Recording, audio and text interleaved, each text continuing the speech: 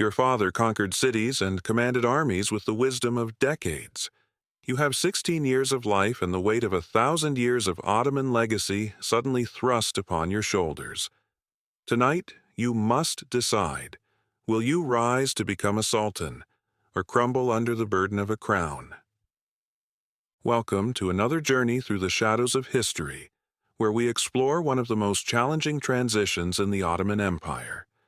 Close your eyes, settle back, and let me take you to the marble halls of Topkapi Palace in 1481, where a teenage boy must transform overnight into the ruler of the world's most powerful empire.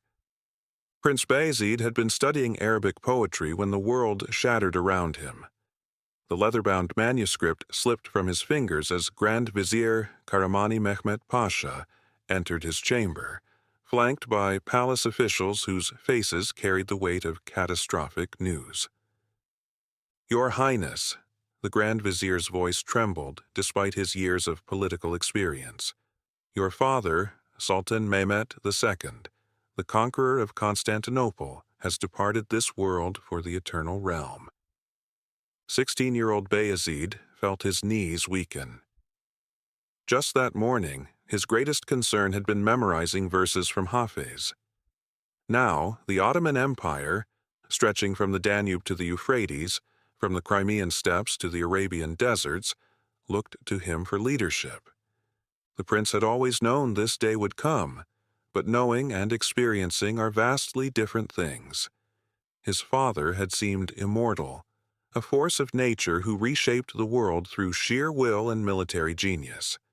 Mehmet the Conqueror had taken Constantinople at 21, but even then he had possessed years of military experience and political training. Bayezid had lived his 16 years in relative comfort, studying languages, mathematics, and Islamic law under the finest tutors in the empire. He could recite the Quran from memory, compose poetry in 3 languages, and debate theological questions with learned scholars. But none of this had prepared him to rule an empire in the midst of multiple military campaigns and complex diplomatic negotiations. The coronation ceremony loomed just hours away. Palace protocol demanded immediate succession to prevent any power vacuum that enemies might exploit. In the chambers that had been his father's private study, Bayezid found himself surrounded by maps marked with troop movements, diplomatic correspondence requiring urgent responses, and financial reports detailing the empire's military expenditures. Kahramani Mehmet Pasha spread a large map across the desk, his weathered finger tracing the empire's vast borders. "Your Majesty, we have immediate decisions requiring your attention. The siege of Rhodes continues, but the Knights Hospitaller have requested negotiations. Our forces in Wallachia await orders regarding Prince Stephen's rebellion. The Safavid Shah has mobilized troops on our eastern frontier." Each location the Grand Vizier indicated represented thousands of lives hanging in the balance, complex political relationships built over decades, and military strategies that could determine the empire's future. Bayezid's father had managed these challenges with the confidence of experience. The young sultan felt overwhelmed by the sheer scope of responsibility suddenly placed upon him. "The Janissaries await your first address as sultan," continued the Grand Vizier. "They need reassurance of continued leadership and clear direction for ongoing campaigns. Any sign of weakness or uncertainty could destabilize the entire military structure." The Janissaries, the empire's elite infantry corps, were legendary for their loyalty to strong leadership and equally famous for their willingness to depose sultans they deemed unfit. These battle-hardened soldiers, many of them older than Bayezid's father had been at his own accession, would be watching the young sultan's every word and gesture for signs of capability or weakness. In the quiet moments before dawn, Bayezid walked through the palace corridors that had been his playground in childhood. Every tapestry, every piece of furniture, every architectural detail spoke of Ottoman power and grandeur. But now these symbols felt more like chains binding him to expectations he feared he could not meet. His father's private chambers remained exactly as they had been at the moment of his death. Scrolls covered with his distinctive handwriting lay scattered across his desk, plans for future campaigns, responses to diplomatic communications, notes on administrative reforms. The young Sultan picked up one document and recognized his father's strategy for dealing with Venetian trade disputes. The complexity of the political maneuvering involved made his head spin. A soft knock interrupted his contemplation. "Your Majesty." The voice belonged to Hala Sultan, the head of the palace women's quarters and one of his father's most trusted advisors. Despite the early hour, she appeared fully alert and impeccably dressed. "The harem is in mourning for your father, but we understand that leadership cannot pause for grief," she said with characteristic directness.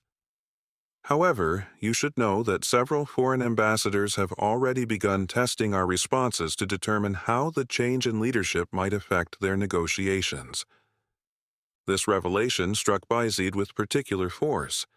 Even in these first hours of his reign, the empire's enemies and rivals were probing for weaknesses. Every decision he made, every word he spoke, would be analyzed and interpreted by dozens of foreign courts seeking advantage. The palace's council chamber filled with the empire's most senior military commanders, each bearing the scars and honors of decades of warfare. General Yaqub Pasha, veteran of the siege of Constantinople, sat beside Admiral Kemal Reis, whose naval victories had secured Ottoman dominance in the eastern Mediterranean. These men had advised his father through countless crises and campaigns.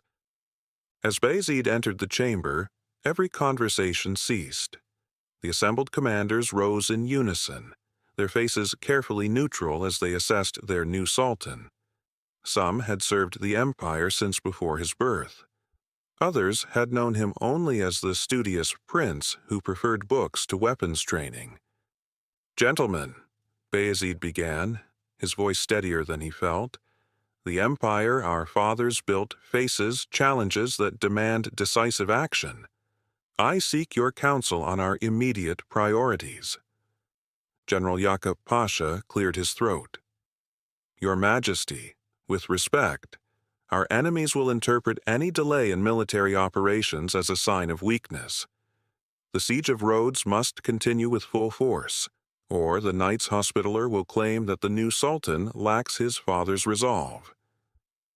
Admiral Kemal Reis nodded agreement. "Our naval position in the Mediterranean depends on demonstrating continuous strength. However, the Venetian fleet has been reinforced during the transition period. They are testing our response capabilities."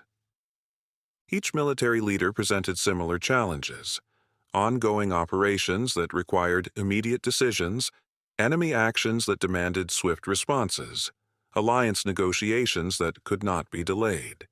The accumulated weight of these responsibilities felt crushing to someone who had never commanded even a single military unit. Beyond military matters, the empire's vast administrative machinery required constant oversight. The palace brought a stream of judicial cases requiring the sultan's personal attention: disputes between provincial governors, appeals from merchant guilds, religious questions that demanded authoritative interpretation.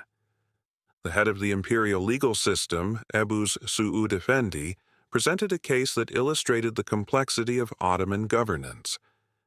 A provincial governor in Anatolia had been accused of corruption by local merchants, but the same governor was also the region's most effective military commander. Removing him might satisfy demands for justice, but could weaken the empire's defenses against potential raids from the east. "Your Majesty," Ebu Suud Effendi explained, "this case requires balancing immediate justice against long-term security. Your father often said that ruling meant making decisions where every choice carried both benefits and costs.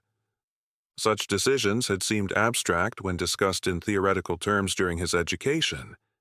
Now facing real consequences for real people, Bayezid understood the terrible loneliness of ultimate authority.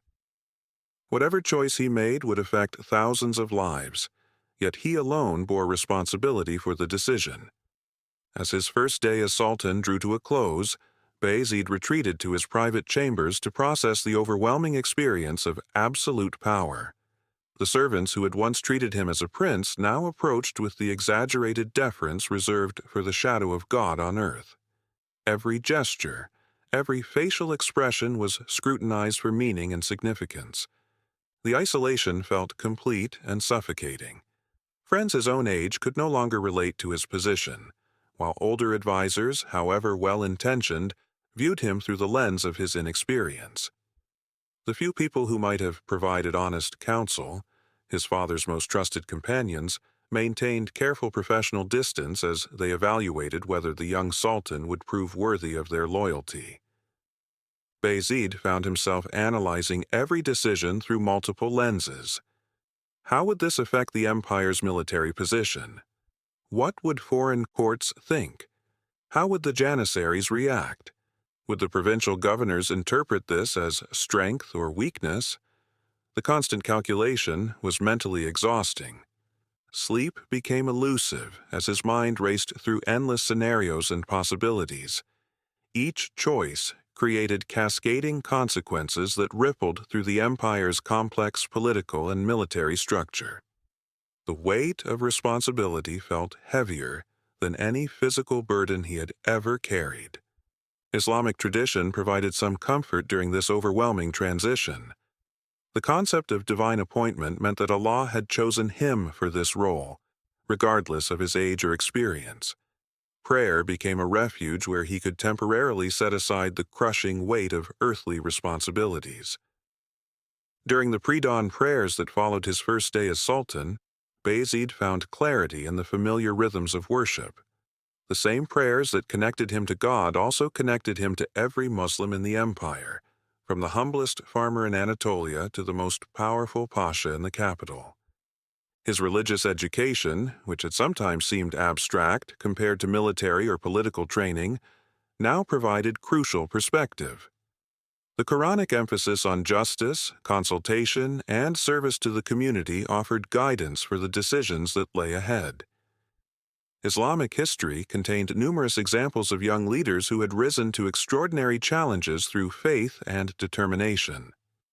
The palace imam, who had known him since childhood, offered particularly valuable counsel. Your Majesty, leadership is not about having all the answers immediately. It is about having the wisdom to seek counsel, the courage to make difficult decisions, and the strength to bear the consequences with dignity. Gradually, Bayezid began to understand the complex network of relationships that actually governed the empire.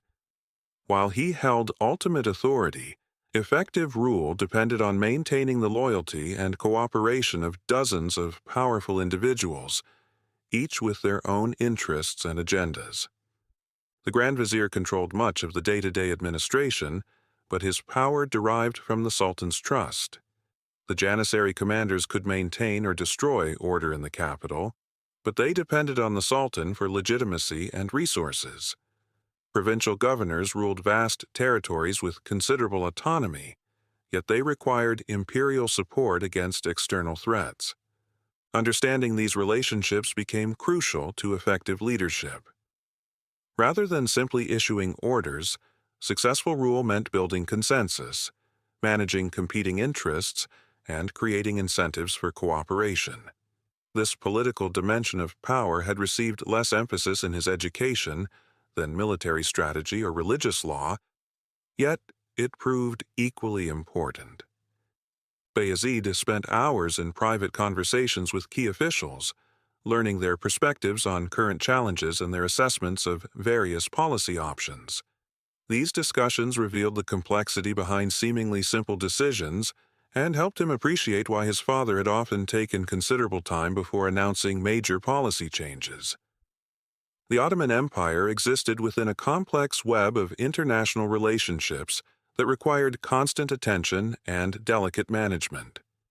Venetian merchants demanded trading privileges while Venetian warships threatened Ottoman shipping lanes. Hungarian nobles sought protection against Ottoman expansion while simultaneously plotting to reclaim territories lost to previous sultans. The Safavid Empire in Persia presented particular challenges, as religious differences amplified political competition. Shah Ismail claimed religious authority that challenged Ottoman legitimacy while supporting rebels within Ottoman territories. Managing this eastern threat required careful coordination of military, diplomatic, and religious strategies. European powers watched Ottoman succession carefully, hoping to exploit any signs of weakness or internal division. French diplomats sought Ottoman support against Habsburg power, while Habsburg ambassadors worked to prevent Franco-Ottoman cooperation. Navigating these competing pressures required sophisticated understanding of European politics. Bayezid discovered that international relations operated on multiple levels simultaneously. Official diplomatic communications provided one layer of interaction, but trade relationships, religious networks, and personal connections between nobles created additional channels of influence and information. Ruling the Ottoman Empire meant managing one of the world's largest and most complex economies. Trade routes spanning 3 continents generated enormous wealth, but they also created vulnerability to disruption. Military campaigns required massive financial resources, while maintaining peace demanded different but equally expensive investments in infrastructure and administration. The head of the imperial treasury presented financial reports that illustrated the delicate balance required to maintain imperial power. Military expenditures consumed the largest portion of imperial revenues, but education, infrastructure, and religious institutions also required substantial support. Taxation policies had to balance revenue needs against the economic health of the provinces. Understanding these economic realities changed Bayezid's perspective on many political questions. Military campaigns that seemed strategically attractive might prove financially disastrous. Diplomatic negotiations often revolved around trade relationships and economic access rather than purely political considerations. The young Sultan found himself studying merchant reports with the same intensity he had once applied to poetry. Understanding grain prices in Egypt, silk production in Bursa, and silver mining in the Balkans became essential to effective governance. Perhaps the most difficult aspect of imperial rule was recognizing the human cost of every major decision. Military campaigns meant young men would die far from home. Taxation increases affected families struggling to survive. Judicial decisions determined whether individuals lived or died, prospered or suffered. Bayezid struggled with the moral weight of choices that seemed abstract in council chambers but carried devastating personal consequences for thousands of people. His father had learned to compartmentalize these concerns, focusing on the greater good while accepting the inevitable suffering that accompanied major policy decisions. The young Sultan found this emotional discipline extremely difficult to develop. Every report of casualties and ongoing military operations reminded him that his orders directly affected real families grieving real losses. The responsibility felt overwhelming and deeply personal. Palace advisors reminded him that effective leadership required maintaining perspective on the empire's long-term interests rather than becoming paralyzed by sympathy for individual suffering. This balance between compassion and decisiveness would require years to master. Over his first weeks as Sultan, Bayezid's understanding of power and leadership evolved dramatically. The abstract concepts of sovereignty and authority that he had studied in books revealed themselves as complex, demanding, and deeply personal responsibilities. He learned that true power lay not in the ability to command obedience, but in the skill to inspire loyalty and cooperation. The most effective decisions emerged from careful consultation and consensus building rather than arbitrary imperial will. Leadership meant serving the empire's interests even when they conflicted with his personal preferences. The young Sultan also discovered unexpected sources of strength within himself. The same intellectual curiosity that had driven his academic studies proved valuable for understanding complex political and military situations. His religious training provided moral guidance for difficult ethical decisions. Most importantly, he began to develop the emotional resilience necessary for bearing ultimate responsibility. While the weight of leadership never became comfortable, it became manageable through acceptance, preparation, and gradual growth in confidence and capability. By his first month as Sultan, Bayezid had begun the transformation from studious prince to effective ruler. The change was not complete. Years of experience would be required to achieve the mastery his father had possessed, but the foundation was solid. His approach to leadership emphasized consultation and careful deliberation rather than the dramatic decisiveness that had characterized his father's style. Some advisors worried that this methodology might be interpreted as weakness, but others recognized it as a different but potentially equally effective form of authority. The young Sultan's religious devotion and scholarly inclinations shaped his governance style in positive ways. He insisted on thorough legal review of all major decisions and showed particular concern for protecting the rights of the empire's diverse religious and ethnic communities. His youth, initially seen as a liability, began to offer certain advantages. Younger military commanders and provincial administrators found him more approachable than his father had been. His openness to new ideas and different perspectives brought fresh thinking to long-standing challenges.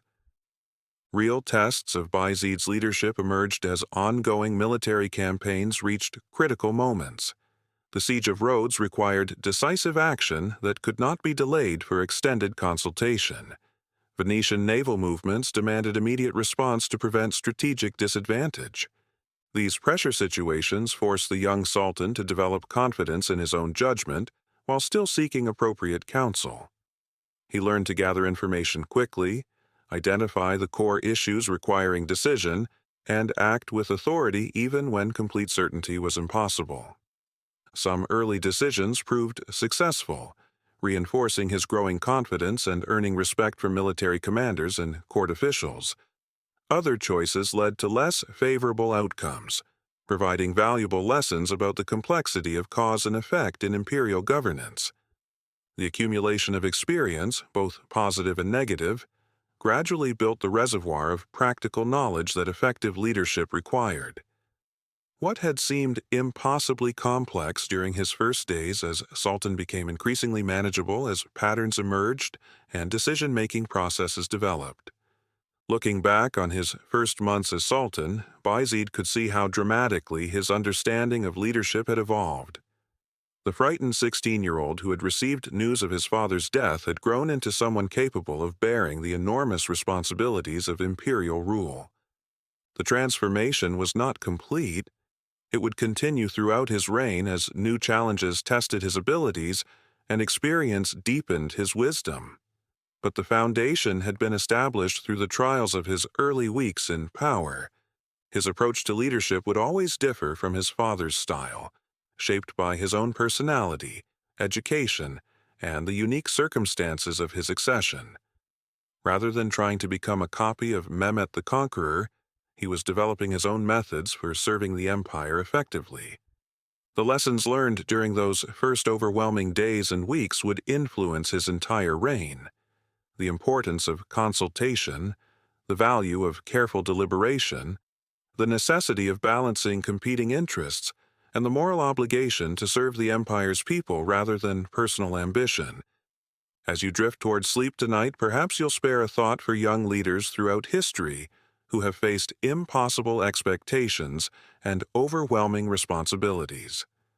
The 16-year-old boy who became Sultan Bayezid II reminds us that courage is not the absence of fear, but the willingness to serve despite our limitations and uncertainties.